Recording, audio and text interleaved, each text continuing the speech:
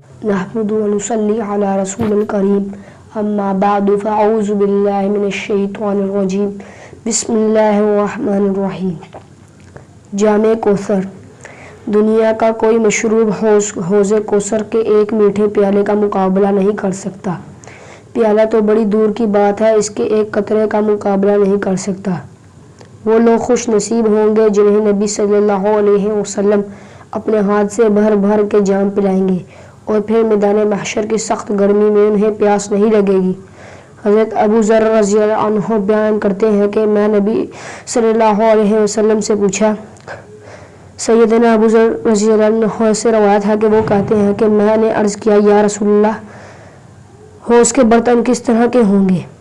آپ صلی اللہ علیہ وسلم نے فرمایا، اس ذات کی قسم جس کے قبضے قدرت میں میری جان ہے، اس کے برتن آسمان کے ستاروں سے بھی زیادہ ہوں گے، اور ستارے بھی ایسے اندھیری رات کے کہ جس میں بادل بالکل نہ ہوں۔ پھر وہ برتن جنت کے برتنوں میں سے ہے، جس نے اس سے یعنی حوض کوثر سے ایک مرتبہ پی لیا، اسے پھر پیاس نہیں لگے گی۔ اس کی چوڑائی بھی لمبائی کی طرح ہوگی، یعنی عمان سے اعلیٰ تک، اور اس کا پانی دودھ سے زیادہ سفید اور شہد سے زیادہ میٹھا ہوگا۔ یہ حدیث حسن صحیح غریب ہے۔ اس باب میں سیدنا حذیفہ بن یمان رضی اللہ عنہ، عبداللہ بن عمر رضی اللہ عنہ، ابو ذر اسلمہ رضی اللہ عنہ، بن عمر رضی اللہ عنہ، حارثہ بن وہب رضی اللہ عنہ اور مستور بن شداد رضی اللہ عنہ سے بھی احادیث منقول ہے کہ نبی اکرم صلی اللہ علیہ وسلم نے فرمایا، میرا حوض کوفہ سے ہجرہ سور تک ہے۔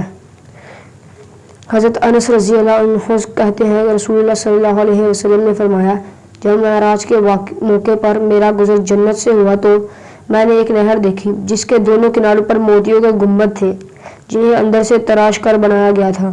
میں نے جبرائیل علیہ السلام سے دریافت کیا، یہ کیا ہے؟ جبرائیل علیہ السلام نے کہا، یہ کوثر ہے جو آپ صلی اللہ علیہ وسلم کو آپ کے رب نے عطا فرمائی ہے۔ رسول اللہ صلی اللہ علیہ وسلم فرماتے ہیں، اس کی مٹی یا خوشبو تیز مشکی سی تھی۔ اور جامعہ ترمذی کی روایت ہے،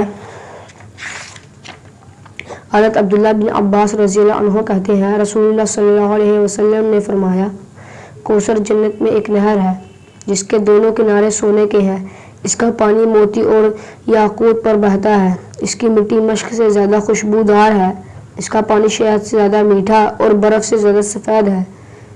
مذکورہ دونوں روایات اس مسئلہ کی وضاحت میں دلیل ہے کہ نہر کوثر جس کے کناروں پر موتیوں کے گنبد ہیں جنت میں ہوگی اور حوض کوثر میدان محشر میں ہوگی۔